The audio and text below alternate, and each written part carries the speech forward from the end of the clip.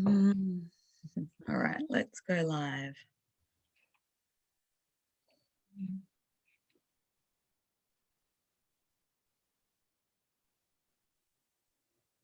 All right.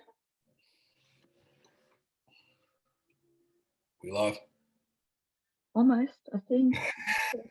That like freaks me out that we're going live. I know. Oh my goodness. Okay, I think we are officially live now. Yeah. So, hello everyone. Welcome. My name is Alisha Braché. I'm representing Cosmic Gateway in conjunction with World Unity Week, and I am here with Dale Holmes. I'm pretty excited for this conversation. This has kind of been in the mix for a while. So we're going to be covering topics ranging from, higher self, compression. I'm sure we'll talk about fractals. I'm sure that'll get slipped in there somewhere, but really keeping in the theme, in Cosmic Gateway's theme for World Unity Week, keeping it galactic, cosmic, and multidimensional. So we're going to also be talking about the ripple effect that you can have through the human experience as well.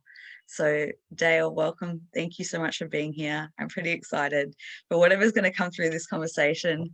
And I know that this is a little bit different to the genre that you are known for. I know that your genre is more in the truth realm and various different topics which I won't go into this evening because we're going down a different tangent. But I like this because I think we're going to interweave personal stories and personal journeys as well, and maybe get the opportunity for people to connect with you at a different level as well. So yeah, that's my intro.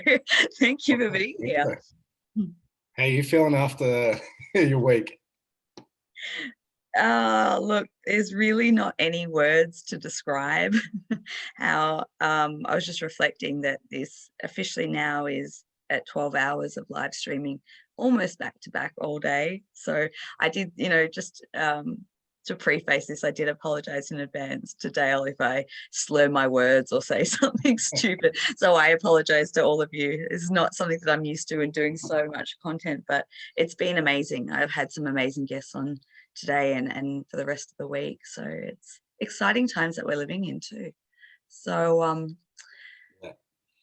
before I know that you've got places that you want to start and go down, but I was thinking about our record this morning when I was out on my morning walk, and I thought to myself, kind of reflecting of when we first connected and thinking about all the different amazing conversations that we've had, in that space of time, and how grateful I am and how amazing it is that we get to record this and go live and share these conversations with people, because I think that they're really helpful, they're thought-provoking, and maybe help people get different perspectives going through this chaotic time on the planet. And, when I initially asked you to come on and be a part of World Unity Week and be a part of the lineup, I said to you, well, this is my theme. This is the genre that I have to keep in the parameters, because you said, oh, can I talk about a certain topic that you're very passionate? I said, unfortunately, no. Which, by the way, we do have a pre-record coming up with Rebecca Rose that will be coming up in the next week. So we did go down that topic, but I kind of had a laugh to myself because it took my mind back to when we first connected. So I connected with you after a series of your YouTube videos got continually sent to me day after day, to eventually I had to pay attention, like, who's this guy? What's he talking about? And I think the first thing that I noticed about you, or what pricked my attention, was that, yes, you could be considered someone who's very well researched, someone who's in the truth seeking community, who has a lot of knowledge and research. But I saw something different in one of those videos, and that was what made me connect with you in the beginning. I was like, this guy knows a lot more than he kind of lets on. That was the feeling or sense that I got. And I remember back to our first phone call. Yeah. And and you said to me, probably within the first few lines, so what's your thoughts about galactics and hybrid children? And it took me back, and I was like, I was like, yeah, I was like, who is this guy? And if I remember that conversation correctly, I think we were sort of dancing around each other because you're probing me out, and I was like, well, actually, I know a bit about that, and I've had my own experiences, and I could feel you on the other end, like going, this chick is nuts, like absolutely. Maybe not much has changed, but and I thought, here we are, and I'm bringing you on a segment so that we can talk about galactic, cosmic, and multidimensional, and here we are. So yeah, I remember. I'm like, oh yeah, you had experience of VTs, and you're like, oh yeah, and I'm like, oh shit. Although, but it's quite weird because I've got like heaps of books on it. Like I've been researching that shit forever, but like, it's it's rare that you actually do come across people like that. I was at a convention one year, and he goes, "Oh, has anyone been to Mars?" And this lady right next to me, she goes, "Oh yeah, I've been to Mars." And I was looking up, holy shit! No, you haven't.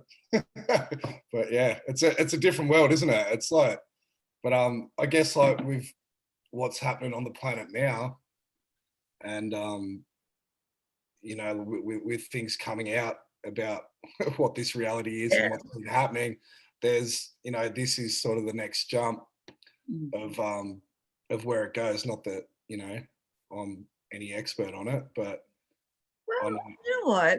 For someone who I initially, my look, I'll be honest, my first judgment of you, my first preconceived notion of you was, this guy is very skeptical. This guy has a very high level of discernment, and it's going to be hard to, no, not hard to, I was going to say hard to sway you to see a different perspective, but that was actually really incorrect of me to have that, because as I've got to know you and through some of the journeying and experiences that we've had together in conversations, like that depth has been there. And I think that one of the things that I truly believe, and people might have a go at me for this, but I think that we all are experiences. I think we all have some level of contact. Doesn't necessarily have to be labeled galactic or cosmic, but to our higher self, to the non-physical realm. And it's only when we start to come into that consciousness that we realize that perhaps it's been there all our life, and we can start to pinpoint that. And yeah, I don't know, it's been a cool journey since we've connected, and the things that have unraveled. So I'm really excited to get into the nuts and bolts of what you have prepared, and then we'll sort of free flow and see where we go. Yeah, and like people come into your life at the right time for the right reasons, don't they? And like obviously, like I've learned quite a lot of stuff off you too. Yeah, like stuff that I never thought I'd sort of go through experience either. And yeah, you've obviously, I don't know, you've got that sort of power when you connect on an energetic level with someone else that, weird shit starts to happen to them too. So thanks for that. Sorry, But Dale. no, it's been good. But anyway. All right, let's start. So did you want to start talking about compression? Is that kind of the first? I know you've got a list. Yeah, I can't see a list. So. Yeah. So like this, like I sort of posted some stuff about this on my Telegram and I've always been very weary of going down this path. Just because I guess like a lot of my audience sort of, I guess they might get turned off by that sort of thing. But as far as compression is like anything, it's very simple and it's also very complex to understand. So like I got this this term, I'd never heard it said by anyone. It's about the fractalization of the planet, and it goes, it's not the planet, the universe, and the makeup and the nature of it. And I heard George Cavassos speak about it in this term, and I've rarely heard many others explain it that way. And I'm sure when you get those little aha moments in your life, and when I heard this, you can hear something explained and you can think it and it makes no sense, or you just can't grasp it. And I did hear it a few times, and then once it just clicked, and when you just get it, and there's no amount of studying or whatever that can, all the stuff that I had learned, it molded into that idea. And he's got this structure of how he believes. Now, this is only his perspective, but how he believes the universe is created. But I looked into, if you want to speak about what fractals are, so I read a book called, obviously, like I got introduced to a lot of this through David Icke, and he speaks about the base structure of the universe is waveform information fields, which then converts into electrical and then into holographic. Now, I don't think we're not only holographic either, because people have this concept, oh, it's just a hologram, it means nothing, and that you're completely missing the point if you go that way. But then there was a book by Michael Talbot. He references him a bit, so I ended up buying that book. A few other people so I'll give you a couple of examples. There was one, there was a stage hypnotist, and he had I think I might have told you this one. Yeah. So I'll tell you, he had a party, and he put someone under a hypnotic suggestion and then said they wouldn't see his daughter in the room, and then he held a watch up behind the girl's back. And then took him out of post-hypnotic suggestion, and he was able to read the watch through what appears to be a solid body. But then if you go into the holographic universe, even your body is just an information field, and the perception of the brain can allow it to be there or not be there. And like just these sort of stories really blew my mind. And then even like the Baxter experiments, where they were hooking up ficus plants to electroencephalographs, and someone would say, I'm going to burn the plant, and then the plant would have a response to that. So and this is going into, well, everything's conscious. Yeah. And like, you know, that brings up a whole other thing with like vegans and stuff too, because, and this is the structure of the universe, is consumption. Even when we take in light energy, we're consuming, and it depends on the relationship between the two entities. And like if you see like the Avatar movie, where they kill the animal, but there's a form of ritual and respect behind taking the life, and you don't take something that you don't need. But like, and then the last one was he talks about experiments where they put like a flower into a vase with water, and then they can take out and freeze frame all the water particles, and every single one of them contains the entire memory of the flower within every, and this is how they do homeopathy.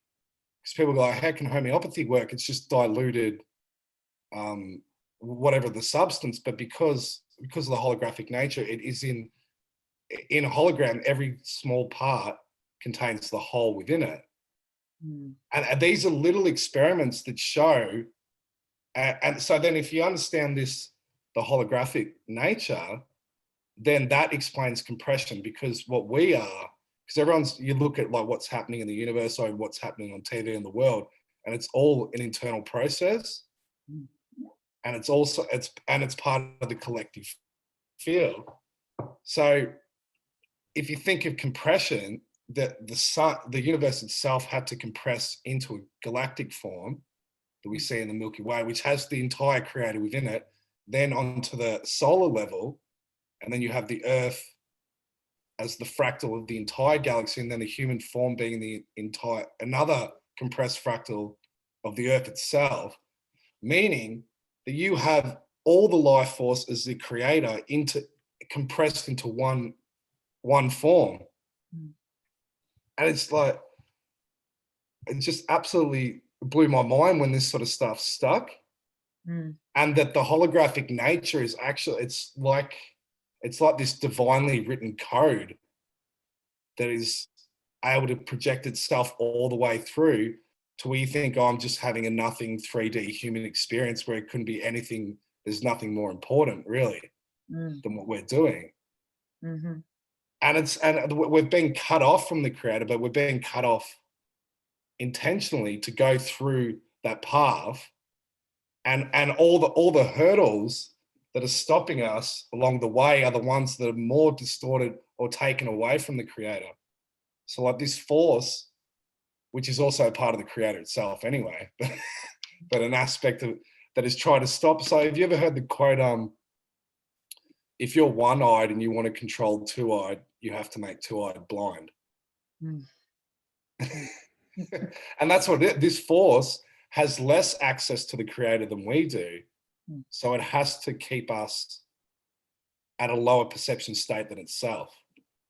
And that we're now all we have to do, if we break beyond that, it has no control. Sorry. No, I'm just taking it in, and I understand what you're talking about, and I'm trying to tap into visuals as you're talking about it, because that's how I process, especially when you talk. I kind of see it in visuals, but I'm actually having this sense going up my spine and like in and around my neck as you're talking, and I'm just trying to process that as I'm taking in the information. But it's vast, isn't it? It's vast information, and it's kind of it's a layering consciousness to be able to understand that. And so some people will be able to listen to what you're saying and get it straight away if they have sort of the layering steps, where other people might think, what, and need to come back to it, but a seed has been planted. And I guess, like, coming back, I want to ask you, because you said you came across information and then all of a sudden one day it just stuck. Like, can you talk about what that process was like for you? Like, were you out running? Like, what was the process of when it, like, that stream of consciousness came in? Did it come in visuals? Did it come in like just a knowing sense? Yeah, it's like a feeling. I don't know. You're probably the same too. I just like to zone out and it's like walking, and that helps. Like, I know you get a lot of insights when you're in the shower and stuff. Yeah. But yeah, like you have, like you've been saying too, you have like lots of aha moments throughout your life, and you can never predict when they come, and it can just be like a tiny bit of information that puts everything together. It can be an experience as well. I think I told you, I used to, when I was a kid, I'd lay in bed and contemplate infinity. I'm talking like a very young kid, like 4 years old. And I would just lay in bed and think about what infinity meant. Because Mum used to tell me that you go to heaven when you die. And then I was like, well, what do you do there? And she's like, oh, you're there and it's peaceful and happy. And I'm like, that doesn't, I didn't like the idea of that. Like, just because it seemed like a confined place and it sounds insane, but like, why was I? But I don't think as a kid, because it was being explained to me in religious terms, and I was my only concept of anything else had to be God, right, and heaven, which these realms do exist as well, but it's not everything. And then like you think about what is so like I mean, I've had many of those moments. I think I had a big one last year, and it was actually JCK that she said something, and it wasn't anything really profound that she said. It was like the right time, and there was some sort of connection. I felt what she was saying. It was beyond words, and it was absolute pure, like probably the most I've ever had in my life, just a connection from my heart all the way out to whatever it is, call it the creator or whatever. But like, it was such a brief thing, I'm sure you've had these too, haven't you? Like, you can't put that sort of thing into words when it just something hits your heart like that.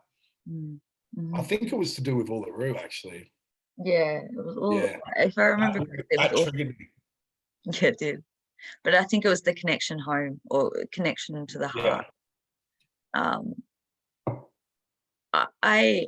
This is kind of new information to me when you were sharing about as a child and contemplating infinity at a very young age. And when you told me that just recently, I was like, what? No, that's what I was doing at that age. I don't think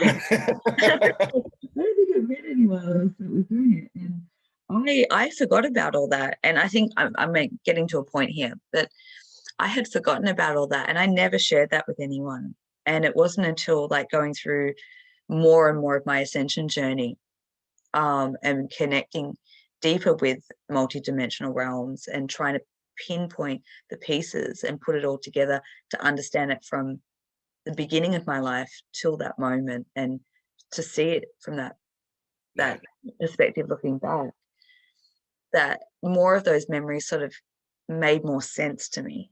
Like, it was like, the memories that I had was like, I was like, what happens when I die? Where do I go? Then what happens? Where do I go from there? Yeah. And then what happened? And I'd never told anyone that. So when you said that, I was like, what? But I also remember having images of, as a child, of being the last person on a planet. And that, yeah, which, I Am Legend. hmm? I Am Legend, the movie. I haven't seen it. I haven't either. I think that's what anyway. Um, Well, do you know, like, do you know what would happen with mine though? Is like when I'd contemplate infinity, and I'm like, it would end. I think I must have, like, part of my soul had blockers, because it would end in absolute abject fear. It would never be like a nice thing. Infinity, it was terrifying to I like was making myself insane thinking about it. That I had to completely wipe off thinking about it. There was like a mass blocker there. So where I'm trying to come back to, and where I'm trying to tie it in, is when you have those epiphanies and those aha moments, and people call them downloads, or there's different terminologies for it, but do you think that in those moments you're reconnecting with a soul memory, with a remembrance of something that you know already on a soul level, and you're starting to just filter in back into your consciousness for a reason, for a purpose? And how does that link into, like, the compression and what we're going through? Sorry, that was a very long question. I don't know if that made any sense. Yeah, I think shit, you have to say it again. How does like when they come in? Yeah, it's 100%. It's a remembrance. But that's why you sort of like, that's why it's like, you're like, oh shit, like, of course. But you weren't meant to know until that point. The last one I really had was around the mud flood sort of stuff, and I still don't know what that's about, but I know there's something to it. I know there's something there. And like, even remember that cartoon we spoke about that does that, like, hidden human history? Oh, so that. Yeah. Yeah. Like, just like there's something about that. I don't know a lot of stuff around that, but there's something deep in that There's a lot of coding just that. triggers that sort of memory. But how it goes into compression is that if you go off this model of the fractals going into human form, then the human form holds the highest light and frequency in the entire universe. And then, like, I won't go into the satanic stuff as I usually do, but it does make sense to why they're after this life force of the child, because that it's almost like ways of them trying to cheat or access the creator without having to go through the journey of being human. They're trying to hijack their way home, but it can't be done. And as far as being the compression, the fractal is, we're being human if we're chosen the hard path. And as far as the ripple effect in the universe, what we can do is not anything so small that you think is so small is massive on this level, because it's so dense. But the ripple effect then carries on out, because, like, if you speak about the hologram, every part contains the whole. So if you contain literally the entire universe within your body as a human, then you metamorphosizing or evolving or ascending, that creates, because you if you're talking on a galactic level, because you're multidimensional. You're Alisha in this human body now, but you're also a planet. You're also a galaxy. You're also an entire race of beings, and that a warring star system out there that is you. If you think that because of the compression down on this level, so that could be a warring argument that you're having with a mate, because your other mate is also a galactic system out there as well. and yous having a bickering for a week could be a freaking eon long war out there, and but you making up and making peace with your friend ends the galactic war out there. Do you understand? Like, that's how powerful the compression is, that you can't comprehend the smallest, good things that you can do in your life at the scale that can have on the impact in the entire universe. And I'm not just saying that as contemplation. I fully believe that, because, and and you can see the fractal. Look at the eye, right? It's a galaxy. The pupil is a portal. Thank you for sharing that example. That hit home for me in a big way, and I think many of us can relate to. And I'm going to relate back to something that in the language that I understand, and why the individual ascension process is so important to the whole. And it's not just this planet that's going through the rebirth, but it is impacting the entire planets, the solar system, the galaxy. And you've just put it in such a simplistic, relatable term of what we can do as human beings, and that impact that is impacting on other dimensional levels or other planetary bodies that could be 100,000 years in the past, and and then it impacts the future as well. So it's like this conversions of timelines almost. So when you're talking about compression, it's almost like we're merging and healing the traumas and wounds from the past as far back beyond when this earth was created. And then also we're looking into what I call new earth, just earth in a higher frequency, and where we're heading as human beings, and reconnecting on a galactic level. And it's like right now we are in the I don't know if you'll agree with me, but it feels like we're in this compressed experience to create that friction, so that then the earth can rebirth itself. And I'm seeing it as visions, but it's like this fractal, this explosion of light, and it rebirths, and then that ripple out effect. But it starts from like merging past, present, and future. I don't know where I'm going with that. That just came through. But it's a big responsibility too. If you think of that level of the compression, that is huge responsibility, because it's not just you, because you're multidimensional. You're impacting everything on a small and grand scale. And you can also look at it too, that if you take in compression again, that us sitting here now, this is the most enlightened and also closest to the creator that you've probably ever been, because of choosing the path that you have now to be compressed into what seems a dense reality, where we're so far cut off from the creator, but really you're holding it all within, if that makes sense. And I think I have to thank you for really teaching me about that, because I think we share very similar mindset in a lot of things. But I remember an incident where you were telling me, or you were showing me, how my process has always been drawing source light in, right? From above, bring it in. And you were like, no, it's already inside me. I don't need to draw upon anything. And that, which I kind of look at now and I kind of shake my head. And I think, how have I never come across this in all my years of all the different techniques and energy work and stuff like that I've done, but I had never come across it. And when you said that, and it was only by me kind of tuning into your energy and seeing that you literally do draw upon that source light energy that is already embedded in you. There, you're fully self-sustained from that and connected to that. And that's a powerful thing, because then that kind of leads into sovereignty, doesn't it? And the ripple effect in what can happen when people reclaim their own sovereignty and connect to that. How does that impact? And I'm going to let you sort of take that away.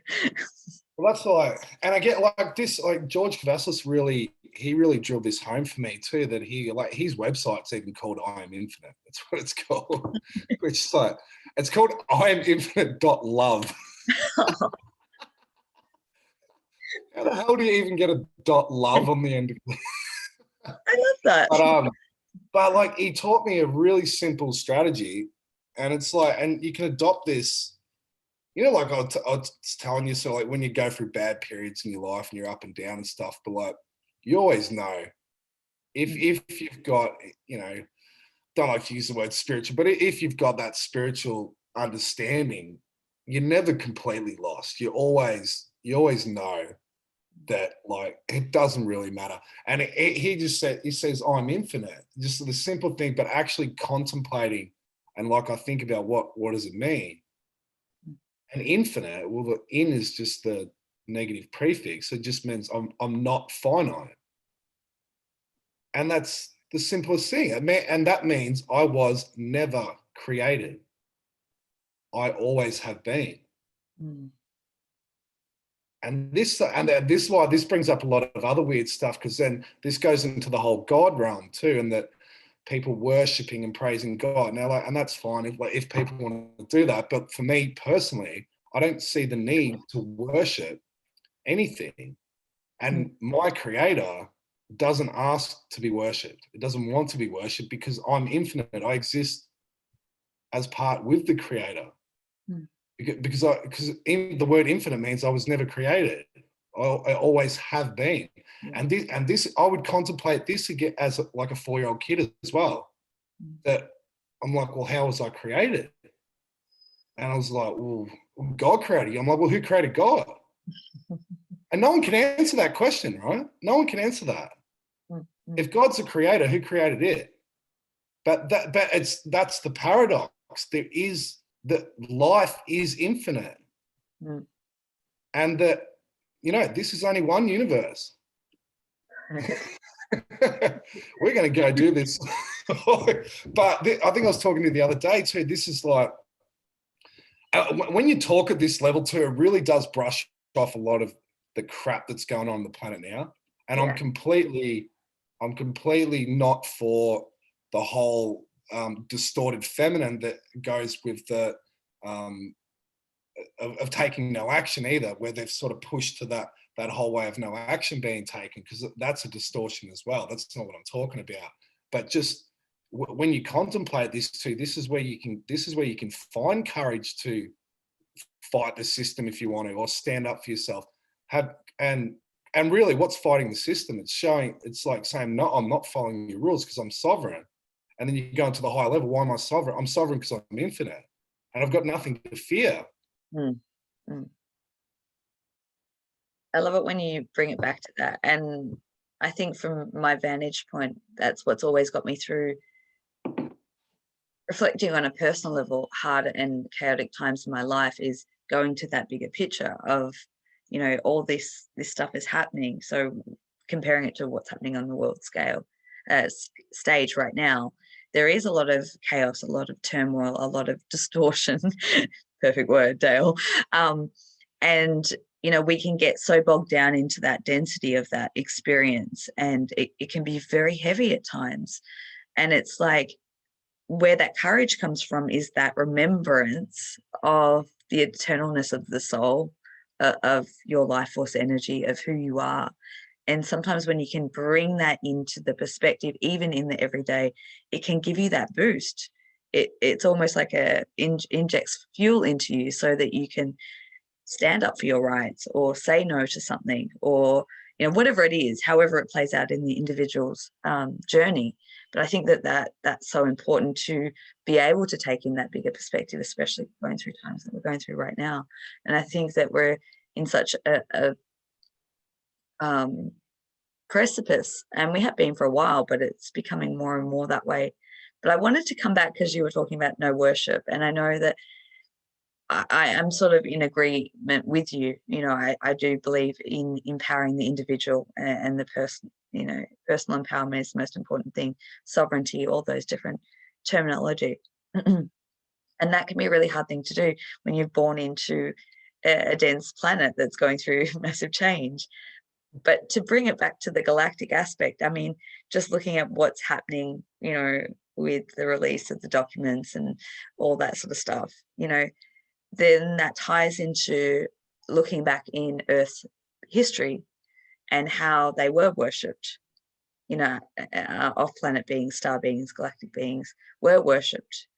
And the fear of any being that's coming in from a higher density, that has greater knowledge or greater technology, do appear godlike to a lesser or more primitive species. And I think what we have the opportunity is to rewrite history and not play into the, you know, the cycles that have been, and really go through that. I don't know where I'm getting at here, but bear with me for a second. I think it's important to talk about, like, you know, the potential of what could happen as, you know, reconnecting as interplanetary, you know, connecting with other races and not and meeting them as beings and not godlike. I think that's important, and I think that's why, in my personal belief system, a lot of galactic beings have not intervened, but come or been incarnated into souls who are working on that multidimensional level, so that that doesn't repeat itself, and they kind of stand back a little bit too. Yes, I do feel that there is a support level there, but it's like they don't want to be worshipped. They don't want the power to be taken away from us. They want us as human beings who have the power and capacity to do and make this shift and move out of victim consciousness ultimately and move into higher levels of consciousness and shift the planet. Yeah, and look, the beings that did come here in the past, they wanted to be gods, and you know, it's said by many people. I'm not experienced with any of this, but like that, you know, even in Star Trek, that you don't interfere with primitive races and stuff too. But even like the first line of the Bible is, in the beginning, God created the heavens and the earth. It doesn't say that. It says in the beginning, Elohim, and "in" means plural. It says in the beginning, the gods created the heavens and the earth. That's the first line of a monotheistic religion, which is not monotheistic. It's polytheistic. And you know, that goes into all that Nephilim sort of stuff. But you're right.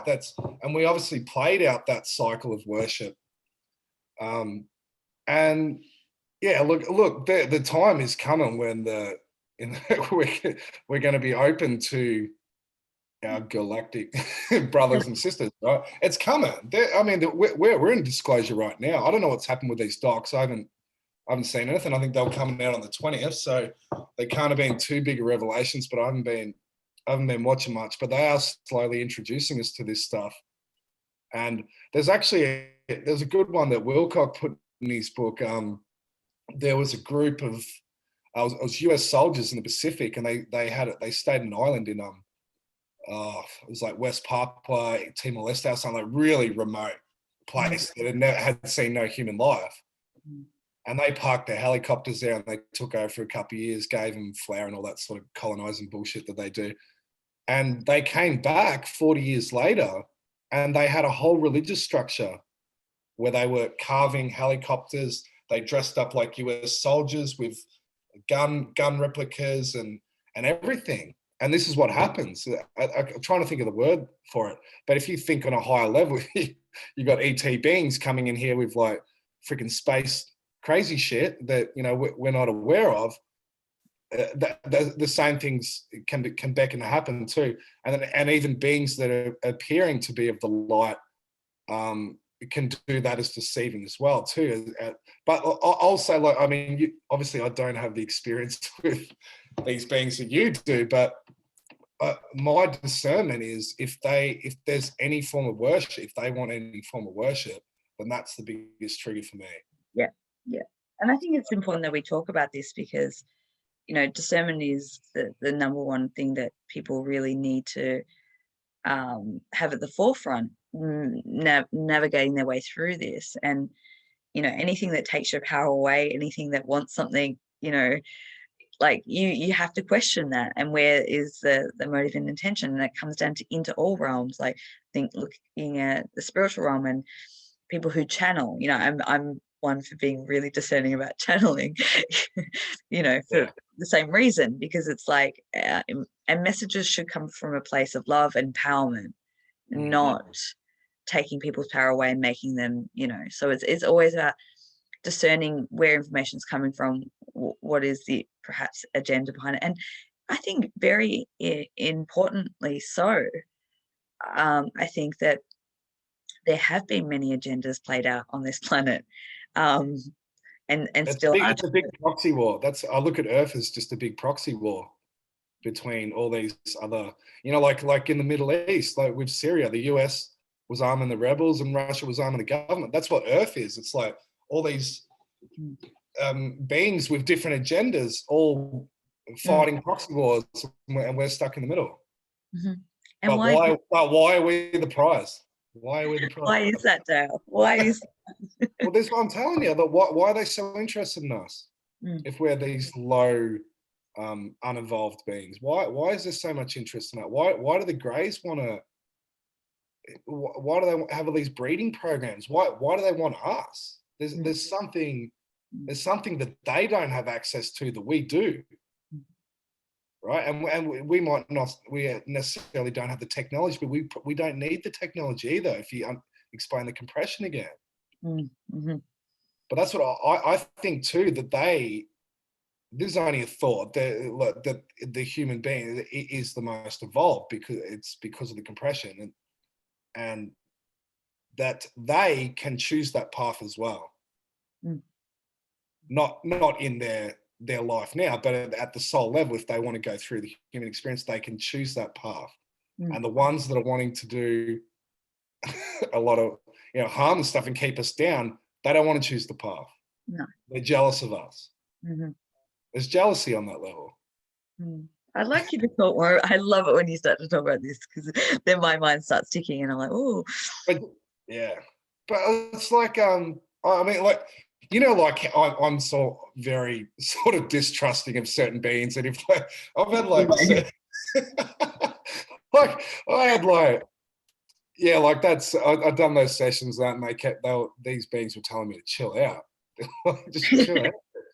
Well, it's funny because I find it amusing that you don't consider yourself an experiencer, because I consider that you have had many experiences, and that you are very tapped in and very connected in that way.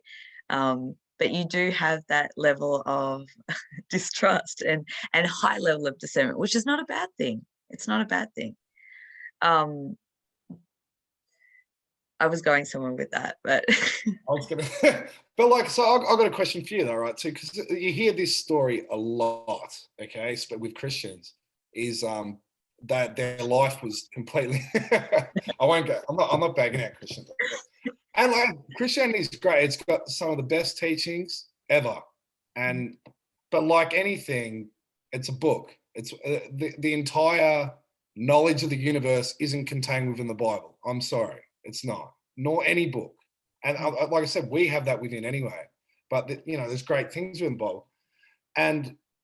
But like I've heard this story many, many times too. You know, they were down in the dumps, their life was over. Jesus appears, and then they devote their life to Jesus, right? Now, I'm sort of okay with that. Jesus appears, they have an experience, and then decide to be, but I get a bit wary sometimes when it's like, I'm going to devote my life to you. Well, that's worship to me. And then I would say, you probably need to be a bit careful of that entity if it's asking to be worshipped. Yeah. And I'm not saying there's a Jesus too, but because these can be other beings appearing as that, as a distortion, because not only, but we know that they feed off fear, certain entities feed off fear, there is a feeding off love as well. Love and adoration and worship. That's also, and because of, again, how powerful we are, giving that, if you're a compressed fractal of the universe and you're giving your love and adoration to another being, that's a super fix that being's getting off you, you know, more than they'd ever get. But I guess if yeah, I mean, you got to have those experiences. I haven't had those experiences, but like, I've thought about if I did, like, how would you read that energy of the being? Mm, How would mm, you know? mm, mhm. Like, have you had those experiences where you've had ones that want to be worshipped, but they no? No, no. And I think when you were saying that, I think that's a really good example to break down, is that I think there's a difference between someone having, and I think we've spoken about this before. I think when people have their first experience of coming in contact with something that is non-physical, Mm, so whether it's a galactic being, whether it's Jesus, whether it's, you know, their deceased aunt, you know, yeah, that does something to the human, yeah, our own experience, because it, especially if you have a belief system that is you die and that's it, and then all of a sudden you have a materialization of non-physical form coming into physicality, you know, that is a catalyst for an awakening, because it makes you then reevaluate your entire life and belief system. Right. And I always say that when people go through their awakening and have one of these experiences, I call it the holy shit moment. And I've had yeah, many in my life. And and there's a certain level of process that you have to go through to understand it, to integrate the energy, to, you know, there's a whole process that um, happens around when you start to interface with otherworldly beings. Um, and I think the energy itself, it does something to you on an energetic level, on a DNA level. And I think that some, with benevolent intentions, I think that's the purpose of it, is to activate something to awaken within you. And that's generally what happens. So I think there's a difference between someone having that experience and then having a conscious choice that then they want to devour their life to that being, or that, you know, whatever it is. That's a choice that they have made. Whether they're manipulated, I can hear where your mind is, whether they're being manipulated or not, yeah. is, but is a different story. But and maybe that's how it would work, now we're rolling. But I think that I have never come across anyone who in a non-physical form that has straight out asked me to worship them, or asked me to adore them, or, you know, that hasn't been my personal experience. I'm sure that that has happened more times. But I think that it's something that each individual has to go through, and it's part of their own experience too. Maybe if you look at it from a much higher perspective level, maybe someone having one of those experiences and then going through a phase of worship, or uh, you know, admiration, or, you know, devotion, to then realize that they're giving their power away to then come back to their sovereignty, maybe that was divinely written. Yeah, yeah, of course. And like, and if people get steered down that path, you're meant to anyway. So, Yeah. but like, I don't know. I always got really uncomfortable in like Islam. You know, where they get on the knees. Just the practice of being on the knees, just really. I'm like, what are you on? What are you on your knees? Like, you've got it all in here. You are equal with the Creator. What are you bowing to? But that's, you know, like I've spoken before about this force, this distortion, that you can see an aspect of that in the way that they do that. Mm, And like again, I'm not having to go with Muslim people, but you know, but it's the belief system. mm, And then if you really go into Islam too, the Islam is it is connected to the lunar cult. mm, This is why, like, you know, I won't go down there. No, but like, you know, like in Turkey, it's always the moon crescent. It's the worship of the moon. Now, if you think again, a lot of people think that the moon is, because of compression, you need a hijacker on every level. So that is the hijacker of the feminine on that level. The moon would be, mm, right? Now you think of the force of what's hijacked the moon. You know, if that's to be quite evil, and then people getting down on their knees is part of a lunar cult praising that mm, entity. mm, mm, mm, You see how like the loop works. And then even like in Islam too, what do? They cover the face of the woman, which is what? The moon hijacking the planet, hijacking the feminine.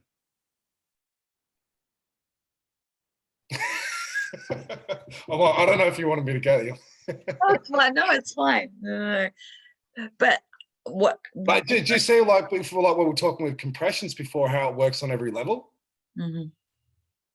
What they call it, as above, so below. That's what compression is, right? If it's happening here, it's happening there. It's the same on all levels. So if there's a hijacker on the planet, this force that has taken over, then that system must exist on every level. And it does. It absolutely does. I believe anyway.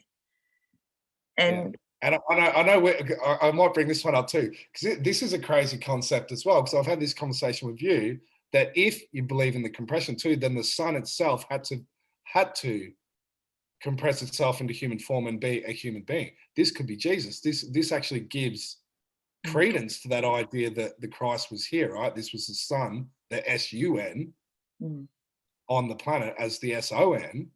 But that would also mean that the hijacker would also have to come into human form.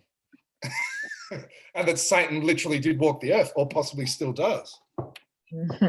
And this could go up into the Illuminati bloodlines, where they have these top breeders, and is there a central human controller? I believe there is. And I wonder whether that, and this is literally going in, thank you, you completely walked right into my next question or topic. Because we had a really in-depth conversation a week or two ago, where I started to get this download, and I realized after, because it was like Saturday morning, like random thoughts in my head, and then I messaged you, and I realized I must have been tapping into a thought form that you were having. And well, I won't use names here, but I said, a lot of people in the truth and disclosure communities get very upset and angry about, control and certain people, and what, injustices and things that have happened. And also there's no excusing that, that injustice is injustice, abuse is abuse, all, these things do need to be healed on a personal and on a collective level. But what I was saying to you is that, some people think, well, take that person who's been the perpetrator, take them out, incarcerate them or whatever. And I said to you, but everything is energy. So if that person is just a host for an energy that works through them, that is like a suppression energy or a controlling energy or an abusive energy, if that person is then unable to do that for whatever reason, that energy is just going to go somewhere else, isn't it? Yeah. And so it just got me thinking about how it really is an energy. It's a consciousness that we all have. So getting back to the compression fractals, and that to really bring us into a new phase, into new earth, into the golden age, all the different, what do we need to do to obtain that and move into that on an individual level, but on a collective level as well. Yeah, I'm glad you brought that up, actually. I only have this conversation in private, but I may as well say. All right, because a lot of people go, especially, all right, if you're following the alliance sort of stuff, what are they doing? They're clearly, like, the whole Biden presidency is a disclosure operation. It is so blatantly obvious. And look, it's going to get bad. It's still going to get bad. And this is why, because like you said, David Icke spoke in one of his books. He spoke to Christine Fitzgerald, who was Princess Diana's closest friend for many years. And she spoke a lot about how the royal family were not human, that they were hybrids, and that there's some sort of weird metamorphosis, genetic splicing shit and rituals that they do, that when, say, like the Queen Mother died, that entity just goes on and inhabits the next body. And this is what you're saying, let's go, Bill Gates is Ghislaine Maxwell's a pedophile, let's kill her. what's the point? Mm. That the source of that energy does not reside in Glenn Maxwell. That is, it takes human hosts everywhere. And the only thing that changes it is knowledge, and the knowledge through collective consciousness, through this understanding of what's going on.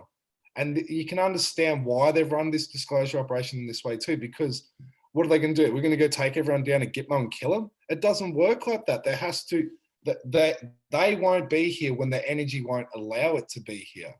And the energy won't be allowed to be here. The only way that can happen is through knowledge and through people knowing what this evil is. At this moment we're at now, some people are just starting to understand what this is. And it's a big collective F off. We are not slaves. We are going to be sovereign. We're not having this anymore. Then those entities can't inhabit these human vessels to carry out their agenda. They can't do it. So yeah, I'm glad you brought that up, because it's true, isn't it? Because that's this whole mentality. We just need, like, let's just get rid of them. It's like, no, we can't get rid of them because nobody knows they exist. Very few, it's getting more, but yeah, and this is part of the collective field that we live in too, because we're all individual aspects of it. It's like the 100th monkey syndrome. That stuff is just insane, where this is proven in science, where they'll train monkeys to do something, and then thousands of miles away they'll learn it at the same time. And there's the same with they call them like spontaneous inventions, where someone will go, I invented this, and then but some dude in Russia invented it on the same, and then they'll argue over the patent. But it's not. They've both picked up in the field this idea at the same time. Have you ever heard the one like Wilcock talks about, like, if you do the Sunday crossword, it's way harder than if you do the Wednesday crossword, because by Sunday, everyone's put that into the collective field. And then by Wednesday, you're already picking it up, so you will do it easier. And they said they can predict this through this study being replicated. Well, having said all that, what's our responsibility as human beings? What is our what is our responsibility? What is our responsibility? What do you think? I'll ask you first. What do you think? Well, I think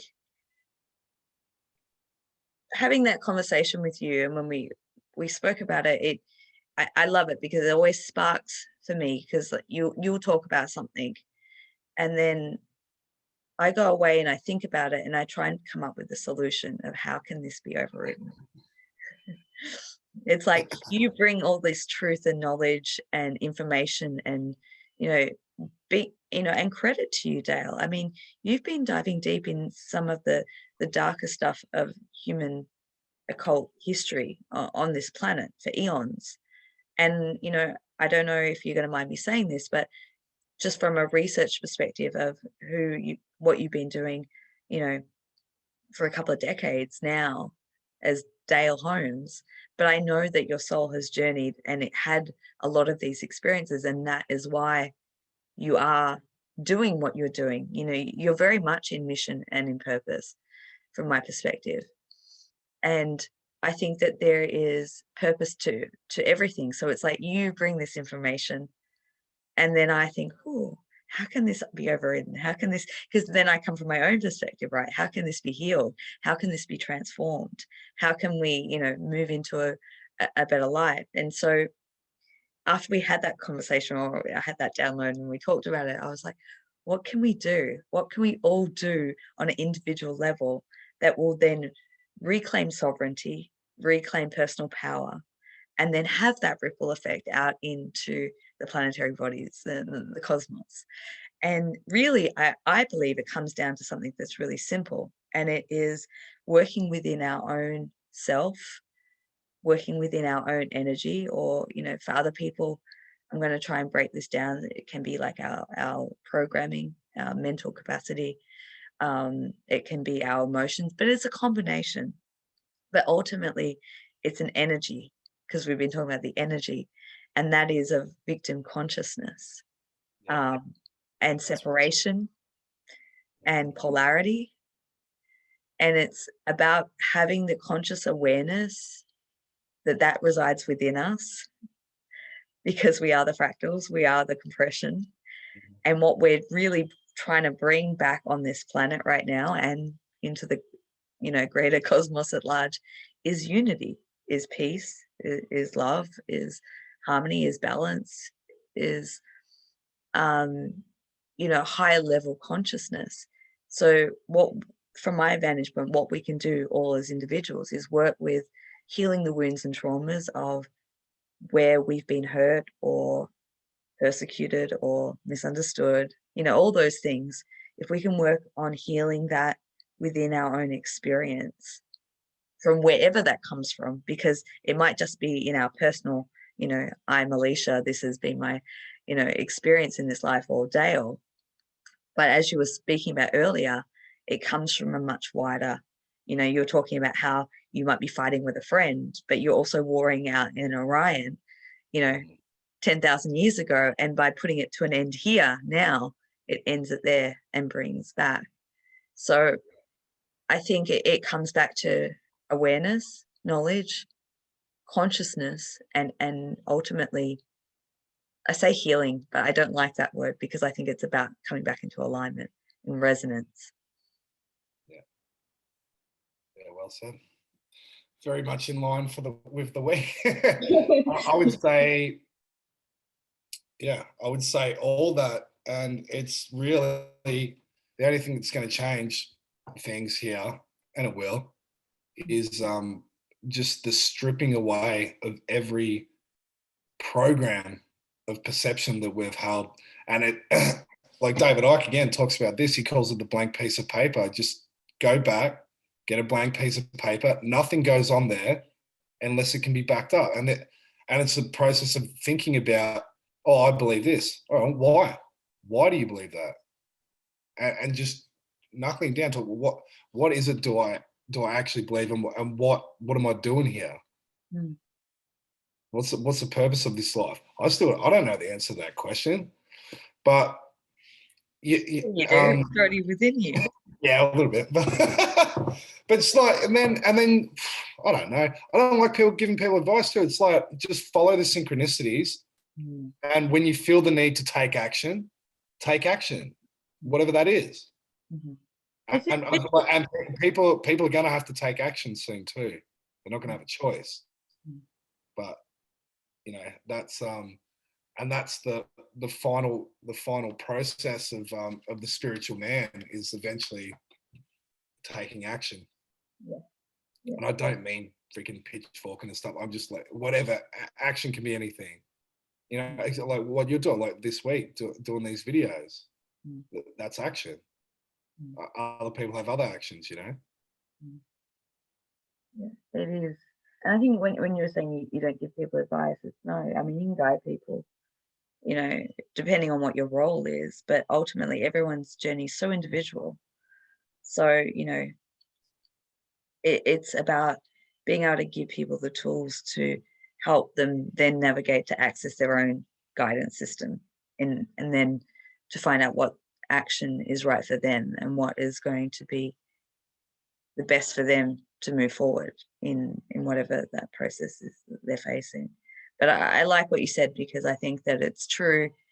I truly believe that, and this has been topical throughout today and probably for the rest of the week, about the masculine and the feminine and on the planet. And, there's been a lot of conversations that have been taking place around, healing the toxic or wounded or distorted feminine, and also the same for the masculine, to then be able to bring them back into harmony, into the divine sovereign essence of the masculine and feminine energies, which I believe that we all have within us. We have our masculine and feminine aspects, but we take on different bodies and different forms.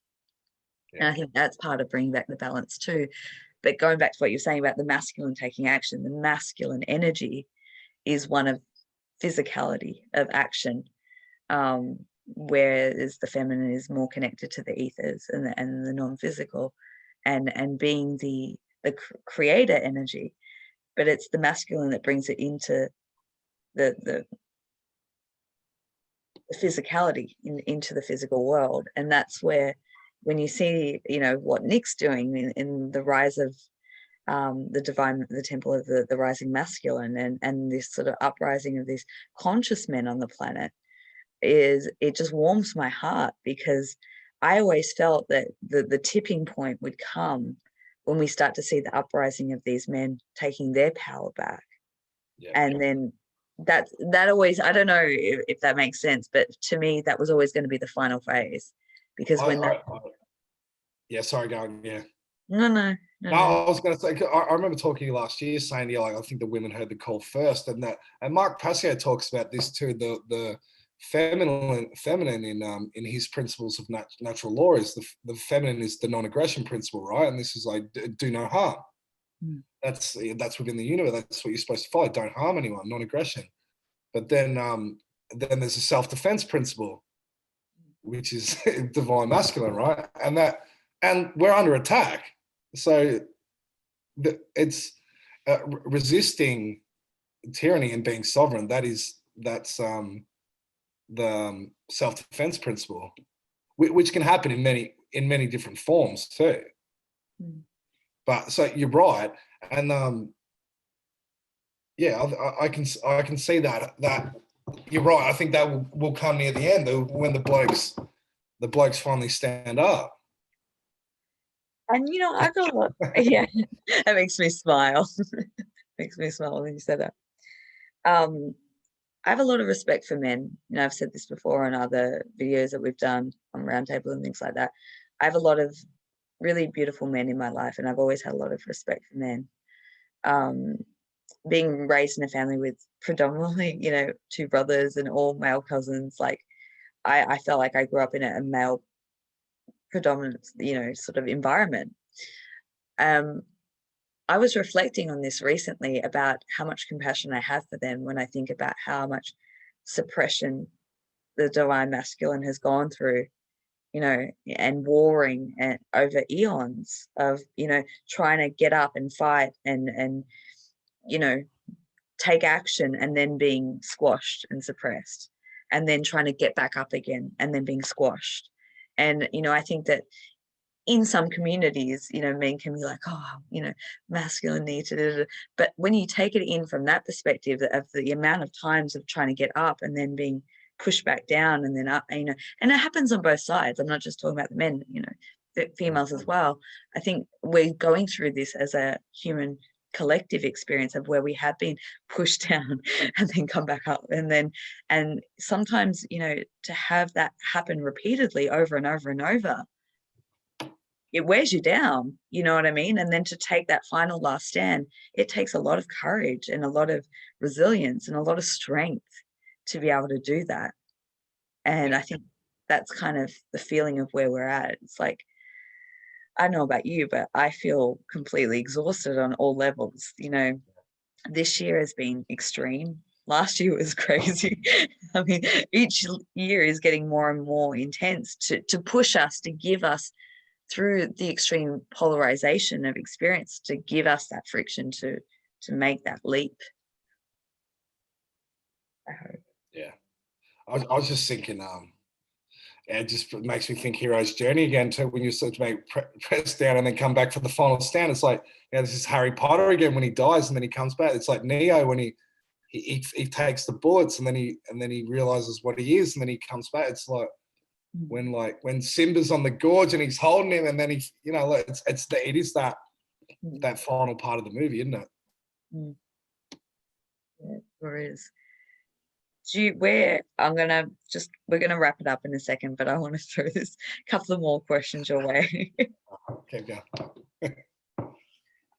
We did actually, it was the very first interview that we ever did together. I got you to talk about the hero's journey. Yeah. And I said, where do you think we are?